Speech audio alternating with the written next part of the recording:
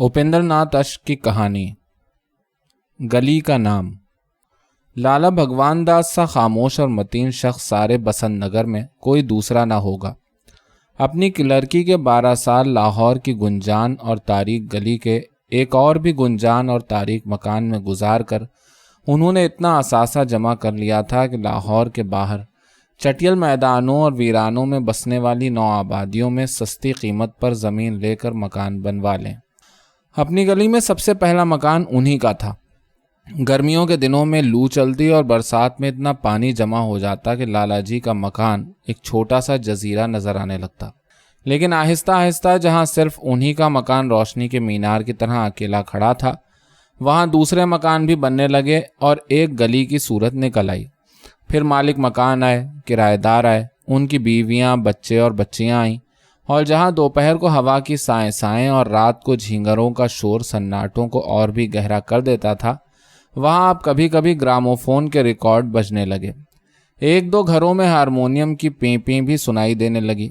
बसंत नगर में अब आर्य समाज और गुरुद्वारा बन गया। खेलकूद के लिए मैदान और कुश्ती के लिए अखाड़ा भी कायम हो गया। आर्य समाज की तरफ से कभी कभी प्रभात फेरी भी होने लगी, लेकिन ये सरगर्मियां लाला जी की खामोशी और बेहिसी को न तोड़ सकीं।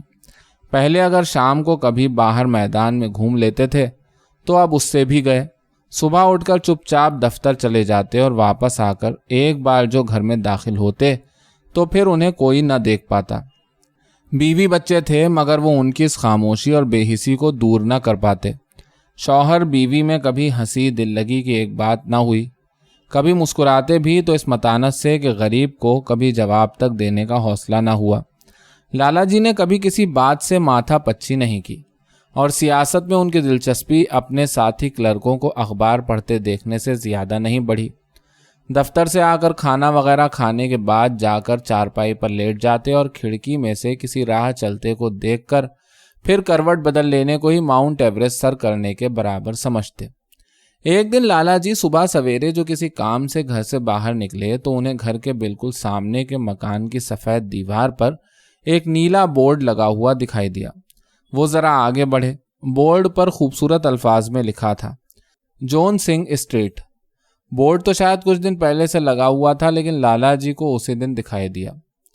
उन्हें कुछ हैरत हुई, कुछ सदमा हुआ, कुछ गुस्सा आया। ये जॉन सिंह, यह उनके दफ्तर का मामूली जूनियर क्लर्क, सबसे आखिर में एक छोटी सी झोपड़ी बनाकर गली का मालिक बन बैठा। इस सपाट मैदान को गुलजार बनाने की दागबेल खुद उन्होंने डाली। गली में सबसे पहले मकान उन्होंने बनवाया। मकानों की हिफाजत के लिए चौकीदार उन्होंने रखा। गली में सबसे बड़ा मकान उनका। फिर ये जॉन सिंह, उनका हक छीनने वाला कौन? वो जोश से घर के अंदर गए। जिस काम से बाहर आए थे वो भूल गया। उन्होंने बीवी को फौरन गुस्ल खाने में पानी रखने को कहा और इधर हैंडपंप की आवाज़ खत्म हुई, उधर वो गुस्ल खाने में दाखिल हुए। उनकी बीवी ने हैरत से उनकी तरफ देखा। उनकी छोटी छोटी और गालों के फूले हुए गोश्त की वजह से अंदर को धसी हुई आंखों में एक अजीब सी चमक थी। उनका जिस्म, जिसने बेहिसी की वजह से गोश्त छोड़ रखा था, जैसे एक ही बार अपनी गलती की तलाफी कर लेना चाहता था। उसे इस तरह दीदे फाड़े अपनी तरफ देखते हुए पाकर लाला जी की भवें तन गईं। लेकिन दूसरे लम्हे उनकी बीवी बाहर निकल गई। जल्द अज जल्द गुस्ल खाने से फारिग होकर वो बाजार गए। पेंटर की दुकान पर जाकर उसे एक बड़ा सा बोर्ड लिखकर देने का ऑर्डर दे आए। उसे ताकीद की कि शाम तक ज़रूर तैयार कर दे। बाजार जाने और पेंटर से तोलमोल करने में उन्हें देर हो गई, इसलिए वो साइकिल को अंधाधुंध भगाते हुए दफ्तर पहुंचे। जब वो आकर अपनी कुर्सी पर बैठे तो उनकी सांस फूल रही थी। दफ्तर में उस दिन उनका जीना लगा। जॉन सिंह की इस गुस्ताखी पर उनका जी जलता रहा। सारा दिन बैठे बैठे वो इस मसले पर गौर करते रहे। उन्होंने अपना सारा लाहे अमल तैयार कर लिया और दिल ही दिल में इस बात का फैसला किया कि वो जॉन सिंह को कभी अपनी हक तलफी न करने देंगे। शाम को वो दफ्तर से सीधे पेंटर की दुकान पर पहुंचे। बोर्ड तैयार न था। लाला जी को बड़ी मायूसी हुई। उनकी खामोशी और मतानत न जाने कहाँ उड़ गई। अपना वादा पूरा न करने पर उन्होंने पेंटर को बेतरह डांटा। आखिर जब उसने वादा किया कि वो 2 घंटे में लौट कर आएं, बोर्ड उन्हें तैयार मिलेगा, तो जाकर लाला जी का गुस्सा शांत हुआ और वो घर की तरफ चल दिए। लेकिन घर आकर उन्हें चैन न मिला। जल्दी जल्दी खाना खाकर वो फिर शहर गए और पेंटर के सर पर जा सवार हुए। बत्तियां जल चुकी थीं। जब उन्हें बोर्ड मिला साइकिल का लैंप, वो घर भूल गए थे। ट्रैफिक पुलिस उन दिनों बड़ी मुस्तैदी से काम कर रही थी। नाचार 2 मील पैदल चलकर वो बसंत नगर पहुंचे। 1 पैसे के कील उन्होंने रास्ते में ले लिए थे। घर पहुंचकर साइकिल ड्योढ़ी में रखी, अंदर से सीढ़ी लाकर बाहर दीवार के साथ लगाई और हथौड़ी की मदद से उन्होंने वो बोर्ड गली के नुक्कड़ पर अपने मकान की दीवार से लगा दिया। सुबह उठकर वो सबसे पहले बाहर गए। देखा, बड़े बड़े खूबसूरत हरूफ में लिखा हुआ था, भगवान दास हवेली वाला स्ट्रीट। पहले उन्होंने गली का नाम सिर्फ भगवान दास स्ट्रीट रखने का फैसला किया था, लेकिन उस वक्त उन्हें याद आया कि उनके गांव में उनके अजदाद की एक बड़ी हवेली थी और उनके पुरखों को हवेली वाले के नाम से पुकारा जाता था। इस वक्त अगरचे न उनके पास वो हवेली थी और न वो नाम, लेकिन अपने नाम के साथ हवेली वाला लगाकर उन्होंने न सिर्फ अपने आप को बल्कि अपने पुरखों के उस इक़्तिदार को भी जिंदा जावेद करने का फैसला कर लिया था। भगवान दास हवेली वाला स्ट्रीट बोर्ड को देखकर उनका दिल मुसर्रत से खिल उठा। उनकी बीवी रसोई घर में बैठी आग सुलगा रही थी। अचानक उसके हाथों ने पंखा हिलाना बंद कर दिया। उसके कान सुनने लगे। लाला जी गा रहे थे। उसे अपने कानों पर एतबार न आया। वो रसोई घर की चौखट पर आ खड़ी हुई। लाला जी सहन में घूमे जाते थे और गाए जा रहे थे, मेरे मन में, अरे जी मेरे मन में, सुनो जी मेरे मन में सा है चोर चोर चोर। वो शशदर सी वहीं चौखट पर खड़ी रह गई। उस दिन से लाला भगवान दास की जिंदगी में इनकलाब सा आ गया। बेहिसी की जगह फुर्ती ने ले ली। खलवत से निकलकर वो जलवत में आ गए। उन्होंने पड़ोसियों से राह रस्म बढ़ाई। बसंत नगर की आर्य समाज के मेंबर बन गए। गुरुद्वारे में भी श्री गुरु साहब की बानी सुनने के लिए जाने लगे। गली की हालत सुधारने के लिए उन्होंने मोहल्ले की एक कमेटी बनाई। सबसे पहले खुद चंदा दिया, फिर दूसरों के खामोश हो जाने पर खुद ही तमाम खर्च चलाते रहे। अपनी जेब से खर्च करके उन्होंने गली में आर्जी नालियां बनवाई, लेकिन जब उससे भी कुछ फायदा ना हुआ और बरसात में गली की हालत बद से बदतर हो गई तो उन्होंने भगवान दास हवेली वाला स्ट्रीट बसंत नगर की जुबों हाली पर अखबारों में शोर मचाया। कमेटी की बेहिसी को कोसा और जब इतने पर भी कुछ सुनवाई न हुई तो उन्होंने कमेटी को हर्जाने का नोटिस दे दिया। बात यह थी कि गली में पानी के निकास का कोई इंतजाम न था, आबादी नहीं थी और उसके लिए नालियों की स्कीम बनी न थी। मालिक मकानों ने अपने अपने मकानों के सामने हौदियां यानी चाहे बच्चे बनवा रखे थे। लाला भगवान दास की कृपा से आर्जी नालियां भी बन गई थी। उन सब का पानी बड़े चाहे बच्चे में इकट्ठा हो जाता था, जो कमेटी ने लाला जी के मकान के करीब बनवा रखा था। हर रोज कमेटी की मोटर आती और उस चाय बच्चे को खाली कर जाती, लेकिन बरसात के दिनों में उस चाय बच्चे की क्या बिसात, इर्द गिर्द बहुत जगह खुली थी। इतना पानी जमा हो जाता कि मोटर हफ्तों लगी रहती तो खाली न कर पाती। लाला जी का मकान गली की नुक्कड़ पर था, इसलिए गली का और चाय बच्चे का सारा पानी उन्हीं के इर्द गिर्द पड़ा सड़ा करता।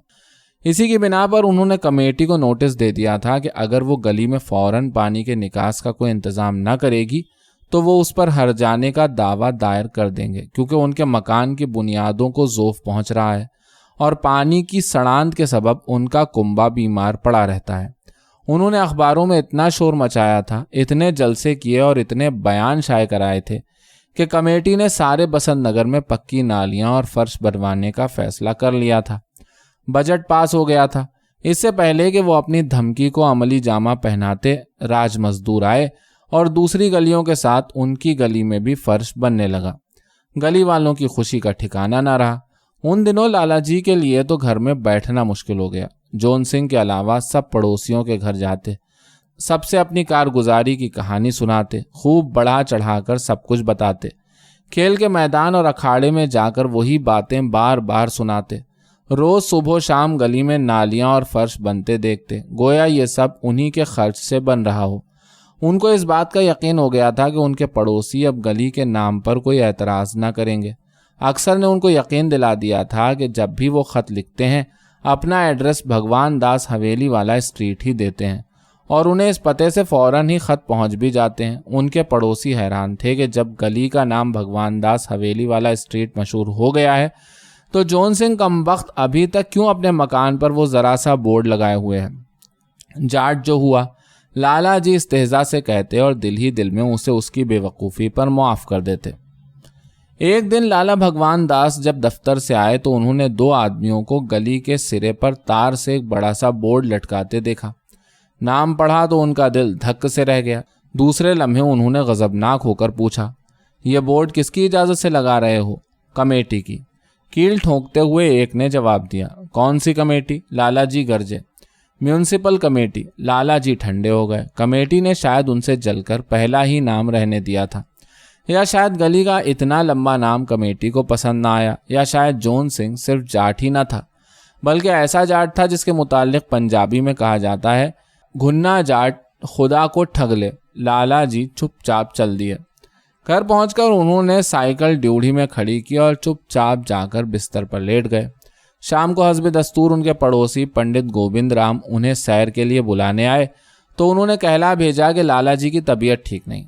اس کے بعد پھر لالا جی کی طبیعت کبھی ٹھیک نہ ہوئی۔ آریہ سماج، مندر اور گردوارے سے بھی جو ان کا نیا نیا پیار جاگا تھا وہ بھی نہ جانے کہاں سو گیا۔ پڑوسیوں سے راہ و رسم جس طرح اچانک شروع ہوئی تھی اسی طرح اچانک ختم ہو گئی۔